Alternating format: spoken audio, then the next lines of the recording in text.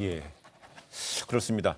이 정부가 내놓은 추경안 이 국회 상임위별로 이 심사를 거치면서 총 6조 원 가량 이 증액하는 늘리는 안이 예결위에 올라와 있습니다.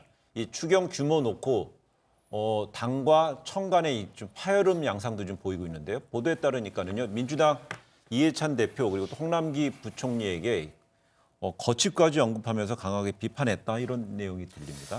글쎄요, 저는 뭐 정치하는 사람들이 추경 규모를 예. 좀 늘려서 제대로 대처해 보겠다라고 하는 의지의 표현인지는 모르겠는데 사실 있을 수 없는 일이 좀 벌어지는 거예요. 왜냐하면 홍남기 경제부총리야 뭐 나라의 곳간을 책임진 사람이니까 나라의 재정 건전성을 생각 안 할 수가 없죠. 아무리 이제 위기 상황이라고는 해도. 그런데 집권당의 당 대표가 이 경제부총리의 거취까지 표명하면서 총선을 앞두고 더더군다나 이 코로나 사태를 지금 대응해야 되는 중차대한 네. 위기 속에서 말이죠. 이런 게 홍남기 부총리하고 이해찬 당대표하고 당 지도부가 긴밀한 회의 속에서 이건 정말 해야 된다 말이죠. 이런 식으로 이야기하면 괜찮은데 이렇게 언론에 대서특필이 됐잖아요. 거취 문제까지. 또 홍남기 부총리도 SNS 통해서 자기가 자리에 연연해 하는 사람으로 비춰질까 걱정이다. 이런 걸 또 SNS에 올리고 말이죠. 현직 경제부총리가. 이래서는 안 된다고 봅니다. 이건 잘못된 거죠. 아니, 그러니까 약간 과한 언급이 있었다는 거 저도 인정을 해요. 그런데 이걸 봐야 될 것 같아요. 집권 여당의 기능은 일종의 중추신경 기능을 해야 돼요. 그러니까 이 그 말초신경에서 감지된 어떤 민생 현장 이것도 포착한 것을 결국은 청와대나 정부에 전달해 들어가는 어떤 신경계 그러니까 집권 여당이라고 봐야 되는데 여기서 뭐냐면 시각차가 있다라는 거예요. 그러니까 기재부 같은 경우는 자꾸 회계 중심으로 사고를 하고 있는 부분이 분명히 있는 것 같고요. 주판으로 튕기고 있는 거죠. 여기서 지금 재정 건전성 고려할 때 여기서 너무 이거 너무 좀 우리가 그러니까 나중에 우리가 그러니까 책임져야 되는 이런 상황이 발생할지 네. 모른다.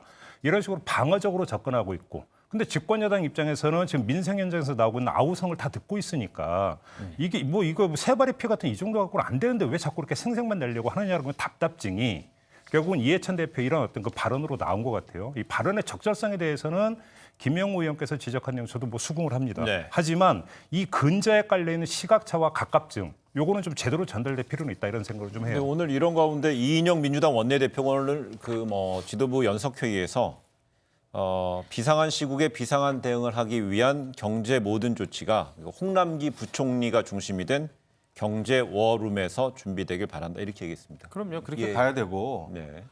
그 홍남기 경제부총리한테 말씀하셨지만은 주파나를 제대로 튕겨보라는 그 직무를 준 거예요. 나라를 생각하면서 또 위기에 대응하면서 또 대한민국 경제의 오늘과 내일 미래를 내다보는 그런 큰 그림 속에서 경제 정책을 하라고 경제부총리를 맡겨준 겁니다. 네. 이런 상황에서 이견이 있더라도 이런 것은 정말 내부적으로 말씀하신 대로 뭐 워룸 같은 데서 당정이 협의를 해야지 이거를 그냥 다 언론에다 대고 다 나가는데 대서특필이 됐잖아요. 그랬더니 홍남기 부총리는 감당할 수 있는 수준에서 해 나갈 것이다. 네. 그건 자기 일을 열심히 하는 겁니다. 그래서 이것은 오히려 좀 북돋아 주고 해야지. 네. 이거 뭐 총선 앞두고 제가 또 보니까 여러 가지 지금 여당에서는 뭐 전 국민에게 그냥 100만 원씩 나눠주자 막 그러는데 그건 정책이 아니에요. 왜 100만 원만 나눠줘요? 그럼 1000만 원씩 나눠주지. 그러니까 그런 건 정책이 아니고 네. 가장 피해가 큰 지역 우선적으로 여러 가지 그 복구 비용이라든지 여러 가지 이제 재난 지역이 선포되면은 그런 혜택이 있을 거 아닙니까? 이런 거 이제 잘 그 우선순위를 정해서 그렇게 해야죠. 그래 알겠습니다.